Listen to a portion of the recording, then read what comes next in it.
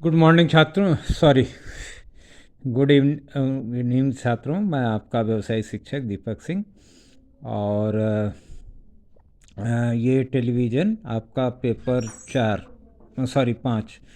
और टारगेट वही कि हमारा 30 नंबर तो कहीं ना जाए, और इसमें क्वेश्चन भी करीब 15-16 से ज़्यादा नहीं रहते। तो इस हिसाब से देखा जाए तो हमको और लगभग अच्छे नंबर के क्वेश्चन 8-8 7 नंबर के रहते हैं। तो उस हिसाब से आप एक एक नंबर के भी हैं तो वो मैं आपको बताता चलूँगा, और 2 नंबर के वो भी बताऊँगा, और साथ ही साथ जो है बड़े नंबर वाले क्वेश्चन जो 2-3 तो निश्चित आते हैं।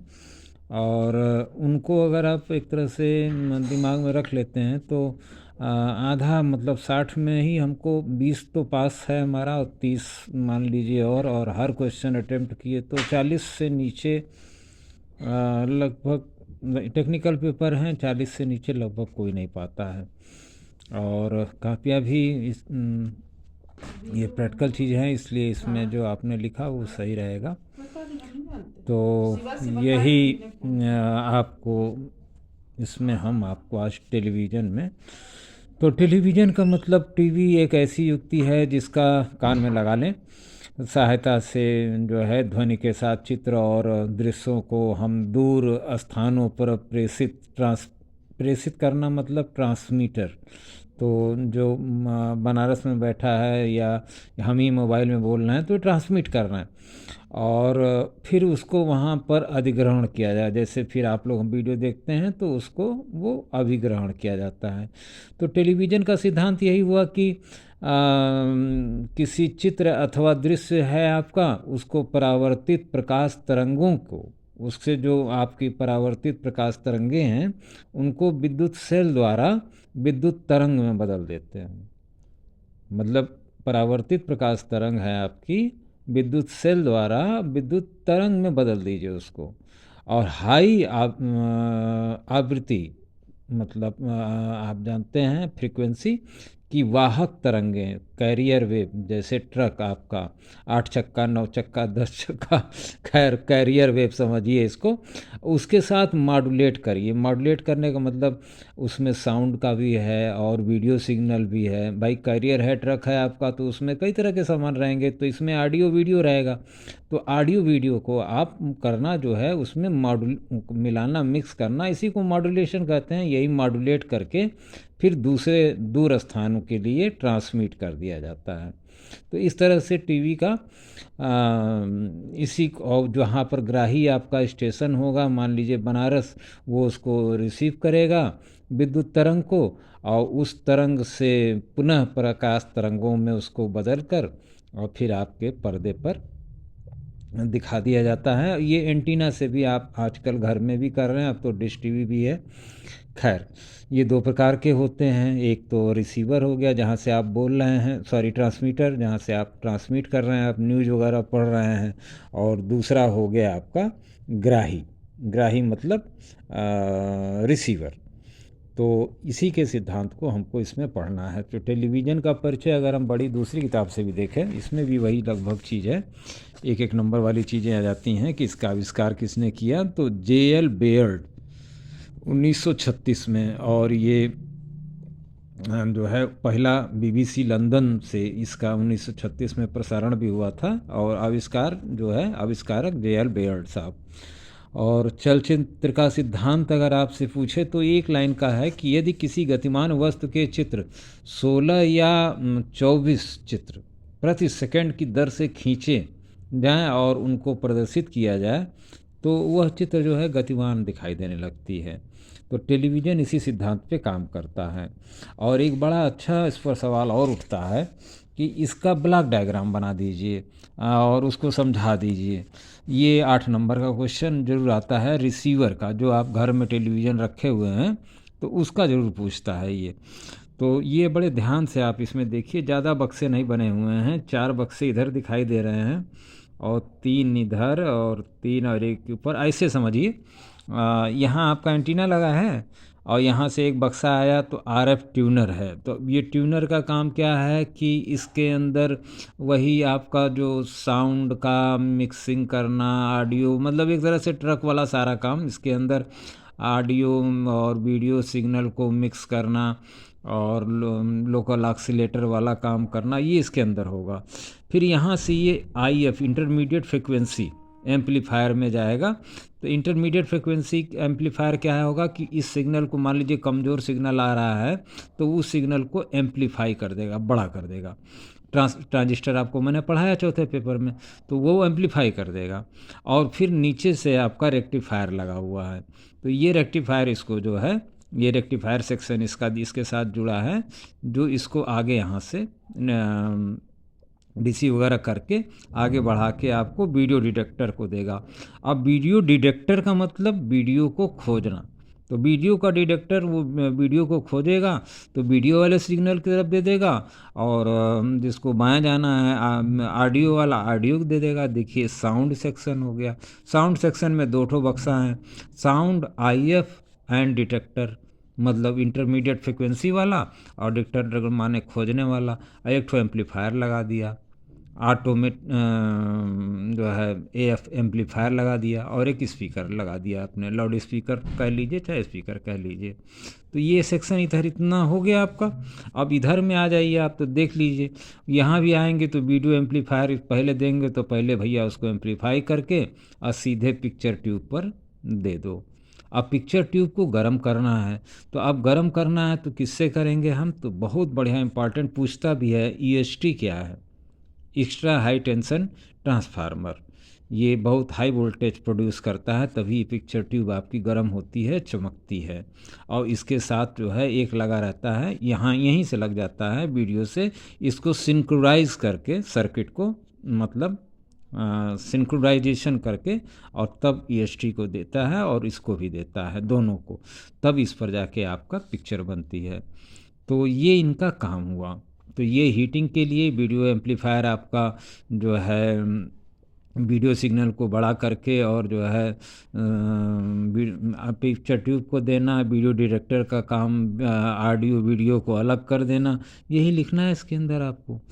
तो ये चीज़ आपका एक तरह से हो गया। और इसको और शार्ट में अगर समझें तो यहाँ देख लीजिए आप, देखिए यहाँ पर एक RF ट्यूनर लगा दिया, मिक्सर लगा दिया और ऑक्सीलेटर लगा दिया, और पहला स्टेज एम्पलीफायर 2-3 स्टेज एम्पलीफायर का बनाया, और यहाँ पर ऑटोमेटिक गेन कंट्रोल एक दे दिया, और उसके बाद वोल्टेज डिटेक्टर लगा दिया, और उसके बाद इधर एक साउंड में चला गया, और इधर एक आपका इधर पिक्चर ट्यूब वाले सेक्शन में। तो शार्ट में भी देख सकते हैं, लेकिन मेन आपसे यही पूछा जाएगा, और इसको आप जो है ज़रूर बनाइएगा। सारे भागों के नाम लिख दीजिएगा, picture tube, video amplifier, sound और amplifier, loud speaker, IF amplifier, RF radio frequency tuner, video detector, rectifier, ये रहना चाहिए।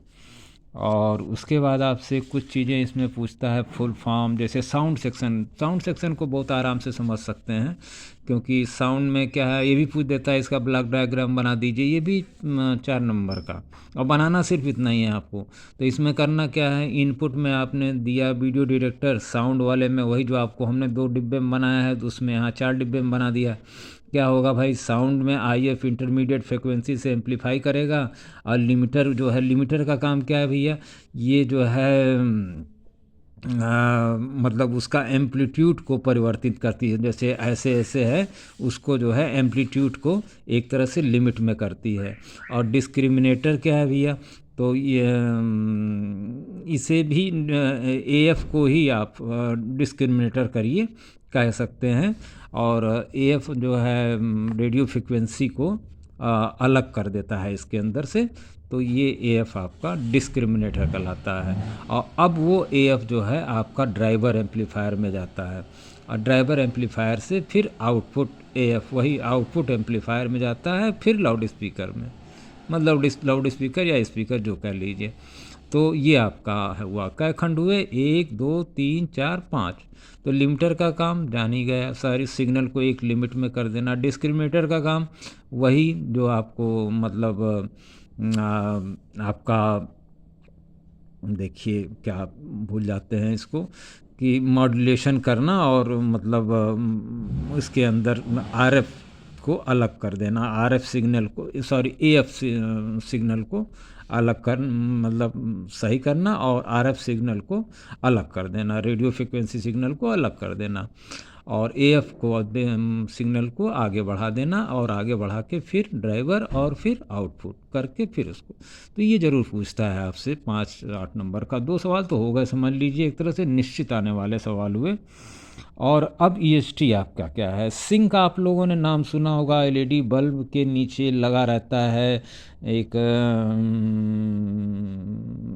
आपने देखा होगा एलईडी जो आप यूज़ करते होंगे, तो वो सिंक का मतलब होता है बेटा कि उसके अंदर से जो है गर्मी, जो आपकी एलईडी बल्ब गर्म होती है तो सिंक वो एल्युमिनियम का होता है तो वो हीट को एब्जॉर्ब करता है, तो इसलिए सिंक का प्रयोग करते हैं। तो जहाँ जहाँ बहुत ज़्यादा गर्म, जैसे ईएसटी है बहुत ज़्यादा गर्म होती है, तो इसके लिए इसके नीचे सिंक लगाया जाता है। कई कई ट्रांजिस्टर में भी सिंक लगे रहते हैं, पतले पतले छोटे छोटे। तो ईएसटी का क्या काम होता है कि जो है ईएसटी आगे आपको ईएसटी ये लोकल, इसके अंदर देखिए 12,000 किलो वोल्ट से 24,000 किलो वोल्ट की EST extra high tension supply तैयार करती है ये, और ये हमारे डायोड को देती है, तब जाके गर्म होता है ये। तो ये चीज़ बहुत ध्यान रखने वाली चीज़ है, ये ईएसटी का बहुत महत्वपूर्ण रोल है इसके अंदर। और सिंक तो आप समझ ही गए कि ठंडा करने के लिए, क्योंकि गर्म होगा तो ठंडा के लिए उसके नीचे कुछ देंगे ही देंगे आप, जैसे एलईडी बल्ब में आपने दे रखा है। तो ये करीब यहाँ भी देखिए 15 से 20 किलोवाट की सप्लाई होती है 50 हर्ट्ज पर, और ये एसी एक तरह से सप्लाई उसको बना देता है, ईएसटी एक्स्ट्रा हाई ट्रांसफार्मर। तो ये आपका इस तरह से आपसे सवाल पूछ सकता है। इसके अंदर मोटा मोटा वही रिसीवर का डायग्राम बना दीजिए, बता दीजिए, और सिद्धांत बता दीजिए किसने इसका खोज किया। आगे देखते हैं मोनोक्रोम टेलीविज़न के, मतलब इसमें इसके दोष क्या क्या हैं, मतलब कुछ साधारण दोष होते हैं। देखिए ये भी आता है कि ध्वनि, पिक्चर, रास्टर क्या होता है। रास्टर मतलब आप एक जानिए कि जैसे कभी कभी नहीं टीवी झिलमिलाने लगती है, तो उस झिलमिलाहट को हम रास्टर कहते हैं। तो अक्सर बच्चे कंफ्यूज कर जाते हैं कि रास्टर क्या है। तो रास्टर वही, कोई सिग्नल नहीं आ रहा है तो टीवी जो है झिलमिलाने लगती है। तो इसमें उपचार के रूप में आप वही रेक्टिफायर डायोड ख़राब हो सकता है, एसटी शार्ट है, और या फ्यूज लाइन सही नहीं है। तो ये कुछ सामान्य दोष हैं जो है। पिक्चर और ध्वनि नहीं है, रास्टर है, तो अब रास्टर है तो इसमें तीनों नहीं है तो ये है। अब इसके अंदर आप जो है एजीसी को चेक करें, आरएफ ट्यूनर को चेक करें। तो ये सब वर्ड्स हैं, इन वर्ड्स को आपको लिखना होगा कि इनके अंदर अगर ये दिक्कत आती है तो इनको चेक करें। उसके बाद ध्वनि नहीं है तो लाउड स्पीकर हो सकता है ओपन हो गया हो आपका, एएफ स्टेज में कोई दोष हो, इस तरह से। रास्टर चौड़ा दिखाई दे रहा है तो, या रास्टर छोटा दिखाई दे रहा है तो ईएसटी कम है, मेन वोल्टेज कम है, कभी कभी फ्यूज़ भी नहीं रहता है। तो आप चाहें तो एक स्क्रीनशॉट इसका ले सकते हैं आप अपना लिखने के लिए, कुछ भी लिखें, लेकिन यह है कुछ कॉमन दोष आप अपने दिमाग में रखिए और उसका हल भी रखिए। और टेलीविज़न किस प्रकार की पावर सप्लाई में प्रयोग किया जाता है। SMPS, ये हमेशा याद रखिएगा, ठीक है, SMPS। और पिक्चर ट्यूब का अंतिम एनोड किस विभाग से जुड़ा होता है। EST से भैया, कहें कि वहीं से हमको जो है आता है। कंट्रास्ट आप जानते हैं, कंट्रास्ट हर वीडियो के अंदर होता है, टीवी के अंदर होता है। कंट्रास्ट क्या होता है ये भी आपसे पूछ लेता है। कंट्रास्ट आप टीवी में नहीं ठीक करते हैं, वो कम ज़्यादा करते हैं, तो वो भी। तो किस रिसीवर में सामान्यतः कौन एंटीना यूज होता है, तो यागी एंटीना यूज होता है। और भारत में जो है चैनल की संपूर्ण बैंड विड्थ कितनी है, तो 7 मेगावाट हर्ट्ज की है संपूर्ण बैंड विड्थ। और सफ़ेद रंग के सिग्नल को हम मोनोक्रोम कहते हैं। तो मोनोक्रोम टीवी हो गया आपका ये। तो श्वेत शाम ये आपको मैं टेलीविज़न श्वेत शाम बता रहा था, मतलब सॉरी ब्लैक एंड वाइट। अब आते हैं, आगे बढ़ते हैं, तो रंगीन टेलीविज़न आ जाएगा। अब रंगीन टेलीविज़न में अगर आप देखें तो इसमें जो अच्छे क्वेश्चंस आते हैं, अगर हम देखें तो टेलीविज़न के प्राथमिक रंग क्या होते हैं भाई साहब? तो टेलीविज़न के प्राथमिक रंग साहब मुख्य रूप से तो लाल, हरा और नीला होता है। तो कलर मिक्सिंग थ्योरी क्या है? तो कलर मिक्सिंग थ्योरी है कि रंगों को मिलाना दो प्रकार से होता है। तो इस प्रकार से त्रिकलर सिद्धांत भी हमारा है। तो इसमें आप आइए देखें, एक चीज़ आगे भी आते हैं हम लोग, पढ़ते हैं कौन सा कौन कलर। देखिए आपका कलर रेड, इसमें कलर वीडियो सिग्नल आपका कौन सा रहता है? रेड, ग्रीन, ब्लू, ये सिग्नल कहलाते हैं। यही तीनों वीडियो सिग्नल होते हैं आपके, और इन्हीं को दिया जाता है ऑब्जेक्ट के रूप में इस तरह से। तो ये अक्सर पूछ लेता है कलर वीडियो सिग्नल के बारे में बताइए। और ह्यू क्या है? तो ह्यू क्या है? तो ह्यू जो है, हरी पत्तियों का रंग ह्यू होता है, लाल टमाटर का रंग ह्यू होता है। उसी प्रकार से किसी वस्तु का रंग ह्यू या टिन से पहचाना जाता है। तो तरंग दैर्घ्य जो होती हैं हमारी, उन तरंग दैर्घ्य कई कलर की होती हैं। तो उन तरंग दैर्घ्यों को पहचानने के लिए हम ह्यू का प्रयोग करते हैं। तो ये चीज़ आपसे पूछ सकता है एक लाइन में। और कलर टेलीविज़न में 3 रंग आप जान ही गए। और भारत में कौन सा सिस्टम अपनाया जा रहा है? तो PAL, पाल, ये देखिए मैंने यहाँ छोड़ दिया, PAL, पाल सिग्नल को अपनाया जा रहा है। इसी पर हमारा पूरा चल रहा है अभी तक, जो आप टीवी देख रहे हैं। उसके बाद हम आते हैं और कुछ उस पर। ह्यू क्या है? ह्यू तो आप समझ ही गए। और उसके बाद रंगीन टेलीविज़न का परिचय। इसके अंदर भी आपको निश्चित रूप से ब्लॉक डायग्राम रिसीवर का पूछेगा, क्योंकि आपके घर में रखा हुआ है। तो इसको भी पूछेगा, तो इसमें भी वही चीज़ आएगी। एंटीना रहेगा, RF ट्यूनर रहेगा, वीडियो फ्रिक्वेंसी सिग्नल रहेगा, AGC कंट्रोल यहाँ जोड़ दीजिए, देखिए तीनों जुड़े हुए हैं। और वीडियो डिटेक्टर आ जाएगा और एक AGC आ जाएगा। और उसके बाद यहीं से आपका बीच से ही साउंड वाला, देखिए यहीं से भी आप चाहें तो स्क्रीनशॉट ले लें, इसको आराम से आप स्क्रीनशॉट ले लें। नहीं सही, इसको सही करता हूँ, स्क्रीनशॉट ले लीजिए, स्क्रीनशॉट ले लेंगे और मैं पास कर देता हूँ। स्क्रीनशॉट ले लीजिए और बक्सों को गिन लीजिए। और बक्से अब समझते जाइए। RF ट्यूनर आपका है, ये वीडियो ऐप से दिख रहा है, AGC दिख रहा है आपका।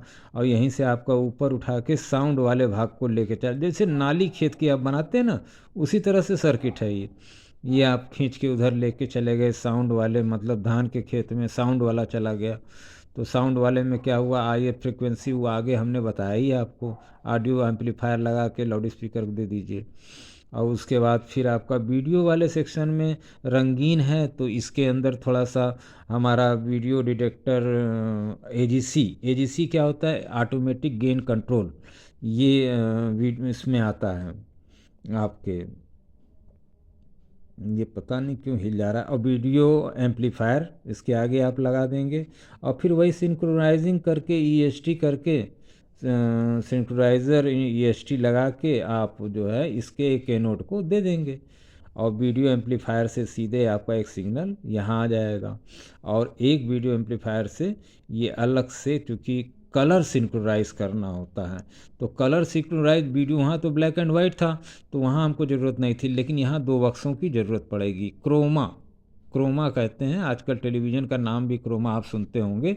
तो क्रोमा, तो ये यहाँ से निकल के आपका कलर सिंक्रोनाइज करेगा कलर को, और उसके बाद क्रोमा को देख के ये इसको दे देगा पॉजिटिव, इधर इनोड और इधर कैथोड को दे देगा।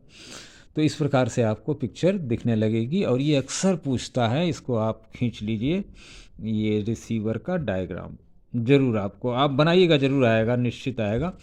और मैं एकदम गारंटी नहीं दे रहा हूँ, लेकिन ये है कि इसका सिद्धांत, परिचय और ब्लॉक डायग्राम तो आता ही है भाई। तो उसके बाद RF ट्यूनर आप क्या होता है, शॉर्ट फॉर्म आप बता दीजिए। ये सब चीज़ें हैं। सा फिल्टर क्या होता है? सा फिल्टर क्या होता है भैया? तो सा फिल्टर सरफेस अथवा सा एक अचुंबकीय तरंग है, जो ये मतलब एक तरह से लिथियम युक्ति के प्रयोग हेतु लाया जाता है। सा युक्ति है एक, और इसको अगर आप 2-3 लाइन में कहें अगर, तो ये जब पीजो इलेक्ट्रिक आधार पर विभव व्यक्त किया जाता है तो भौतिक प्रतिबल अधिक विकसित होता है। इसके विपरीत अगर हम पीजो इलेक्ट्रिक आधार पर प्रतिबल प्रयुक्त करने पर समानुपाती आधार पे दोनों सिरों के मध्य विभव विकसित होता है। ट्रांसड्यूसर पीजो इलेक्ट्रिक आधार अथवा वेफर को आस्टोगिक वेव एनर्जी में करने के लिए इसको हम यूज़ करते हैं। सा फिल्टर को आप ना होगा तो किसी और से भी पढ़ लीजिएगा, वो ज़्यादा बढ़िया है। आदर्श सा फिल्टर वही है जो संपूर्ण बैंड पास जो है आपका रिस्पांस उपलब्ध कराता है, इसी को हम सा फिल्टर कहते हैं। 1-2 लाइन में तो यही कहा जाएगा। ये इसका मुख्य कार्य एनर्जी मतलब देना है। आगे ये फिल्टरिंग का काम करता है। कंट्रास्ट कंट्रोल तो आप जान ही रहे हैं, हर अपने टीवी में आपका कंट्रास्ट कंट्रोल का क्या मतलब होता है, ब्राइटनेस कंट्रोल का क्या मतलब होता है, टीवी को चमकीला करना। और उसके बाद जो है आपका, अगर हम देखें इसके अंदर जो हमारे 20-30 नंबर के अंदर आ जाए तो पावर सप्लाई, मतलब अगर डीसी वोल्टेज की आवश्यकता होती है तो 2 प्रकार से हम देते हैं, सीरीज पास रेगुलेटेड पावर सप्लाई और switch mode power supply, SMPS वाली। तो ये हम निम्न वोल्टेज पावर सप्लाई टीवी को देते हैं। रंगीन टीवी का भी दोष और अन्वेषण, आप चाहें तो इसका एक स्क्रीनशॉट ले लीजिए। एकदम मैं चाहूँगा स्क्रीनशॉट आप लें, और इसमें भी वही कॉमन चीज़ें हैं कि आपका साउंड नहीं है, पिक्चर है, और साउंड एवं पिक्चर नहीं, केवल रास्टर है। तो रास्टर तो जान ही गए आप, यही साउंड पिक्चर रास्टर यही तीनों रहेगा। तो सप्लाई लाइन फ्यूज जुड़ी है, EST ख़राब है, या इस विभाग को देखिए, मतलब साउंड विभाग को देखिए, साउंड से रिलेटेड साउंड विभाग में चले जाइए, वीडियो से रिलेटेड है वीडियो विभाग में चले जाइए, पावर से रिलेटेड है तो पावर LT पावर सप्लाई में चले जाइए। सामान्य खराबी होती है, फ्यूज़ वगैरह उड़ जाता है कभी कभी, तो ब्राइटनेस सही नहीं आती है। तो ये सब चीज़ें हैं, यहाँ भी आप आराम से इसका स्क्रीनशॉट ले सकते हैं। और बहुत से मतलब ये पूछता है, ये 2-4-5 नंबर ज़रूर निश्चित। रंगीन टेलीविज़न जो है आपका, इस सा फिल्टर का उपयोग आप जो है रंगीन टेलीविज़न में ही सिर्फ करते हैं।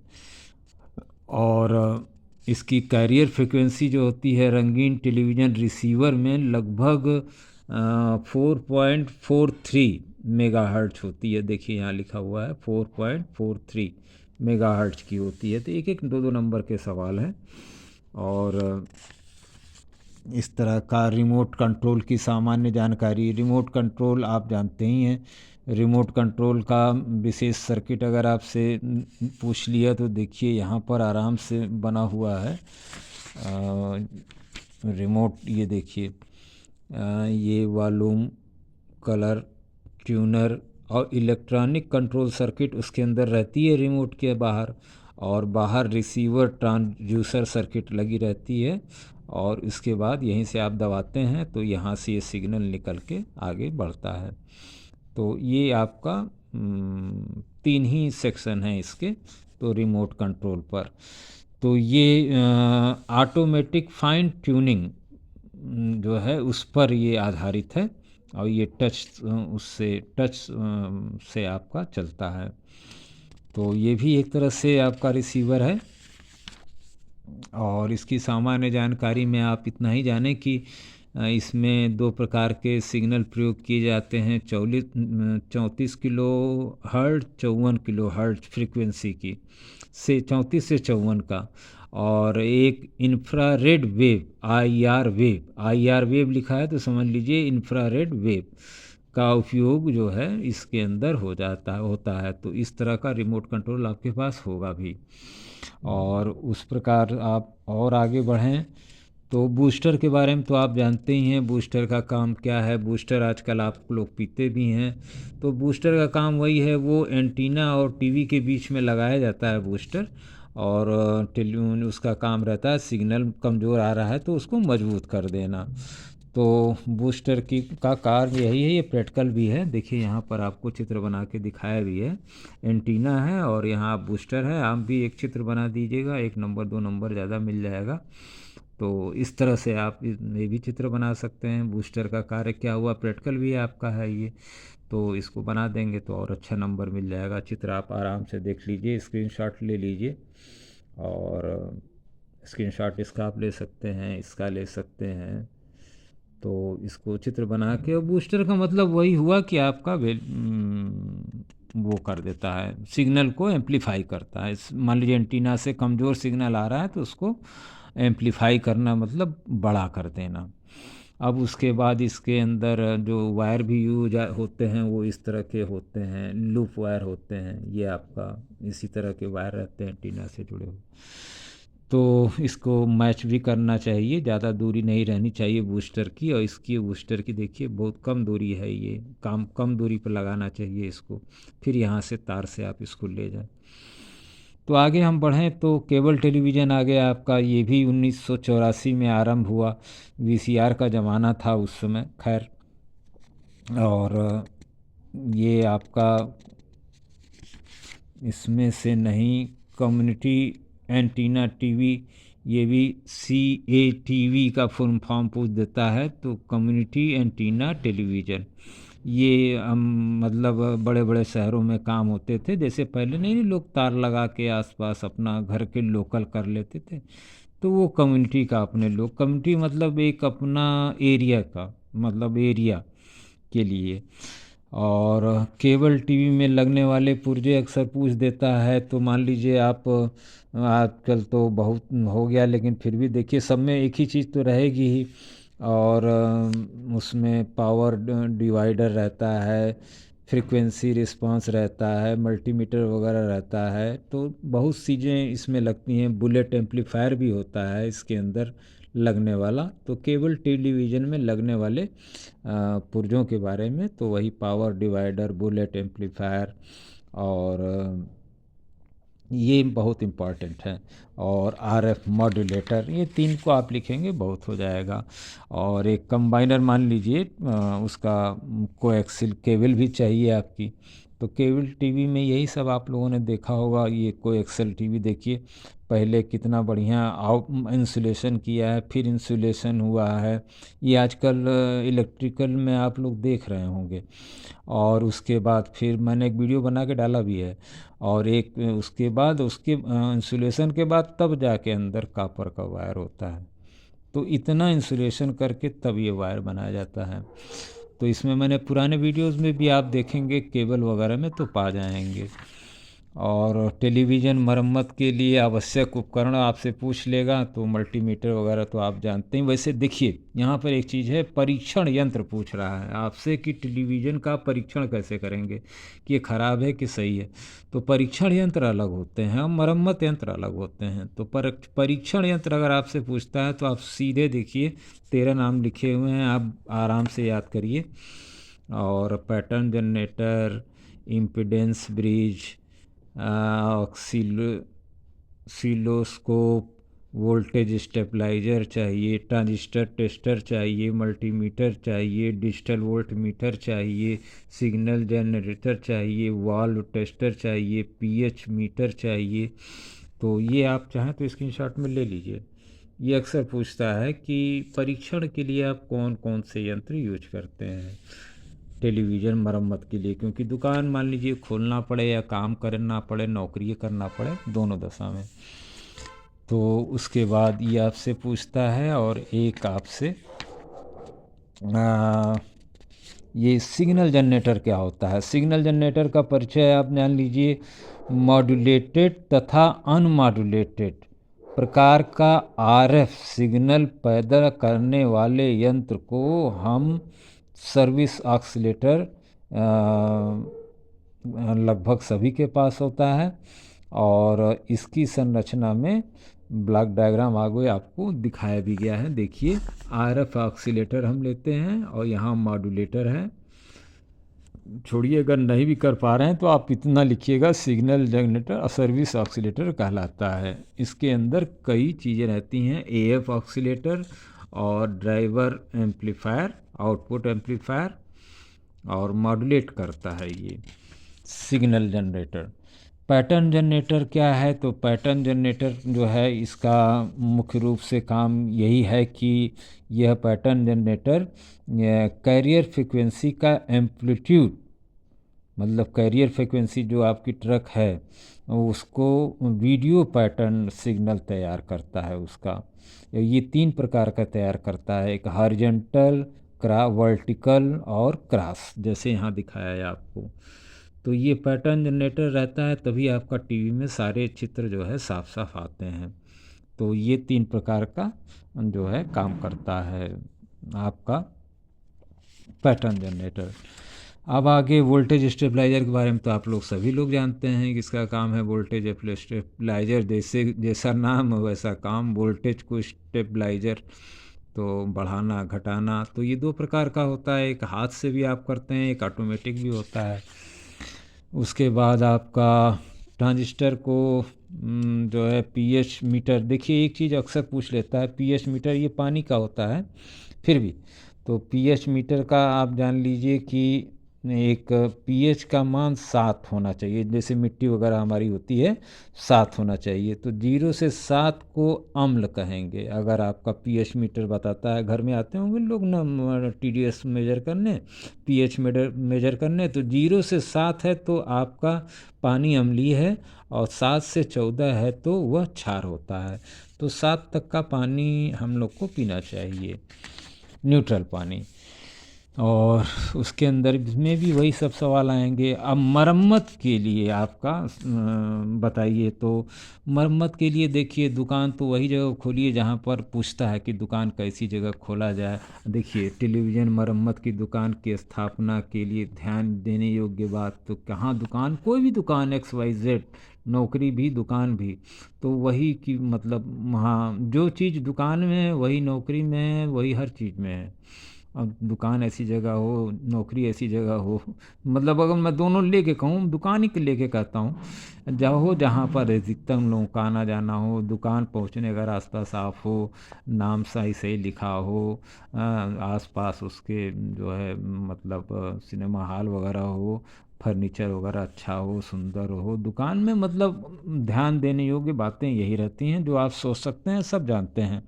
और मरम्मत के लिए सामान जो है, हाथ के औजार भी होते हैं। उचित दुकान पहले आपने जब चयन कर लिया तो उसके बाद फिर औजारों को भी देख लीजिए, हाथ के औजार, टूल किट जो हैं, अन्य औजार, तो कई तरह के औजार हैं। आप होल्डर रखेंगे ही, एक बल्ब टेस्ट करने वाला टेस्टर रखेंगे ही, चाकू और हथौड़ी रखेंगे, पेचकस रखेंगे ही आप, और यहाँ पे उसके बाद फिर आप इंची टेप रखेंगे ही, और कैंची रखेंगे ही, और वो जो आपका चीजल होता है जिसको आप लोग क्या बोलते हैं, रगड़ के चीजल बोलते हैं, वैसे रेती कहते हैं, तो रखेंगे ही आप। ये सब चीज़ें कैंची हैं, देखिए आप उसमें ये चित्र से आपको दिखता चला जाएगा। तो ये सब ये बेंच वाइज होती है, इस फिर कस के किसी चीज़ को काटा वाटा जाता है, तो इस तरह से बेंच वाइज होती है। अभी आप देख लेंगे, किसी भी दुकान में जाएंगे मिल जाएगा देखने को, और या तो जहाँ जो लोहा काटते हैं वहाँ भी। तो इस तरह से आप मरम्मत की दुकान बता सकते हैं। और इसको सुरक्षित रखने के लिए वही सब ग्रीस व्रीस लगा के ठीक ठाक करके रखना, और इसके साथ फिर वही उसके प्रतीक चिन्ह बताइए, नाम बताइए, इसके अंदर भी पेपर में रहता है। तो इसमें वही एरियल का नाम बताइए, इस तरह का एरियल है आपका। जीनर डायोड देखिए इस तरह से बना हुआ। मैं तो कहूँगा स्क्रीनशॉट इसका आप ले लीजिए, एक बार मैंने आपको दिया ही था स्क्रीनशॉट, एक स्क्रीनशॉट और ले लीजिए। इसमें रेजिस्टेंस, कैपेसिटर वगैरह सब बना के दिया है। इधर वाले का भी ले लीजिए स्क्रीनशॉट, और एक स्क्रीनशॉट आप इधर का भी ले लीजिए। Many many thanks. और क्वेश्चन भी वही इस तरह से देखिए आते हैं।